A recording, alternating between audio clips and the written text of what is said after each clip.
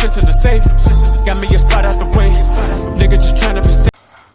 Look, it's a sports talk. Football Brain Trust on SportsCenter AM. And Paul, let's start with you. To whom do you assign the blame for that Bama loss? Nick Saban. He's the head coach. He promised after the 28-point loss to Clemson that the Alabama factor would be reestablished. Has anyone seen it? I haven't. Penalties galore, 13 penalties, 5 false starts. There's no discipline, not enough discipline on this team. And when you start really breaking it down, the defense is where the problem is. This team against the last 3 top 20 opponents has given up 4. When your star quarterback go down, Tua went down, this team went down. And you know, this team is still 10-2. But you see the air is lifted out of that team. That team had to adjust to a new quarterback. And you know, they had a chance to win the game or tie the game. At the same time, it was adjustment. And the defense always been their identity. It just wasn't there this year. They still a good team. They still got opportunity to play in a good ball game. It just... everything was just surrounding this team. Too much was going on around it. Once your quarterback go down and everyone has to adjust to certain things, this what could happen. They won the same team this year. They still a solid team still at the end of the day. 44, 46, and 48 points. That's not the Nick Saban team I'm accustomed to. And when you also think about whether this dynasty is dead, it may not be dead. The window certainly seems to be closing. Think about this for a second.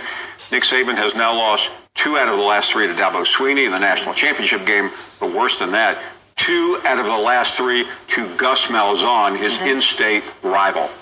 Yeah, I don't blame Nick Saban, Paul, because Nick Saban can't step between the white lines and actually play the game. Alabama's leading receiver was an Auburn defensive back who returned the ball 100 yards for an interception. They had 129 return yards for touchdowns. They gave up 14 points on offense alone. So when you look at the box score, Nicole, things are a little bit skewed. I mean, I get it. They gave up 48 points. So you put that on Mac Jones, though? I put a heavy amount of it on Mac Jones or offensive coordinator. You can put on Mac Jones. It's not the same thing as like Tua. It's not the same quarterback. He's really throwing into the fire because all this stuff that started to happen towards the end of the year, he had to be throwing there. He's the next man up. The team figuring him out. Auburn figured him out. A game plan against him. The first half they had to fill him out. And once they fill him out, the next few quarters, they won that against them. They won them halves against them. They figured it out. They adjusted to what he's accustomed to doing and what he's constantly want to do. And they see he like to stay down wide receivers and they adjust to it. And then look at the outcome. They put Alabama in a situation that they try to get out of. They already had a problem with the kicking game, and they put them in that situation to be able to use their kicking leg to tie the game up. And look at the result. He missed it. Raiders quarterback coach who prepares him. I mean, Matt Jones was in a hard position. That's an upward battle against a really good defense. But I'm a defensive player. So when you look at, how'd y'all give up 48 points? We didn't. We gave up 34. The offense gave up 14. Okay, well, let's go back to the defense because you pointed to it and said, look, it's the defense is the problem. You're a defensive player. They've given up more than 40 in their 2 losses this month. This used to be Bama defense. They're giving up a lot of points this season. So what went wrong? It started before the season when Dylan Moses went out. He was the quarterback of this defense. They could not afford to lose him. They've lost a couple of other players. But ultimately, look at the NFL draft in April. Alabama. So when you had an injury, it derailed everything that you're trying to do.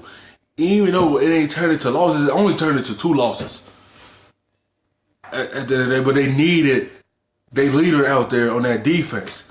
That defense looked at lost this year because the quarterback of that defense went down, and that defense went down with him.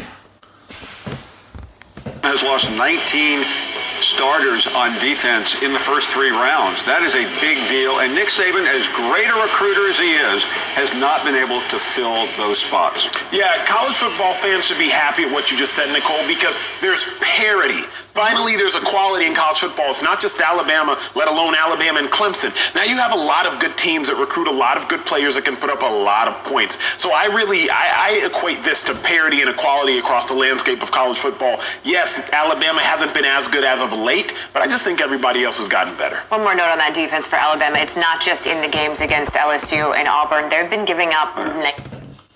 They've been giving us so many points. It's hard to replace top players that's going into the draft.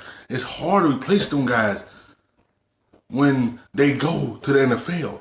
Now you gotta use your recruit to come in, your top recruit, to be the next guy for Alabama.